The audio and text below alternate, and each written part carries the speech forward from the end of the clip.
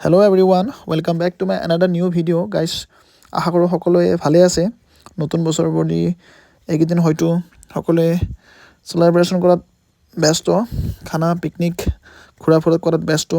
ময়ো এইকেইদিন খুব এনজয় কৰিলোঁ। নতুন বছৰ বুলিয়েই মাছে মাংসই দবাই খালোঁ আৰু ওজন অকণমান বাঢ়ি গৈছে।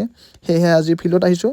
প্ৰায় আহি থাকোঁ মই ফিল্ডত, মানে ফিট থাকিলে নিজৰে মন চন ভাল লাগি দিয়কচোন। টকা পইচা কম থাকিলেও দেহাটো থকালৈকেহে জীৱনটো থাকিব, সেইটো আমি মনত ৰাখিব লাগিব। আৰু এই আমাৰ ভাইটিসকলে খুব কষ্ট কৰি আছে ফৰ্চৰ কাৰণে। সিহঁতৰ লগতে ময়ো ৰানিং কৰোঁ, এক্সাৰচাইজ কৰোঁ।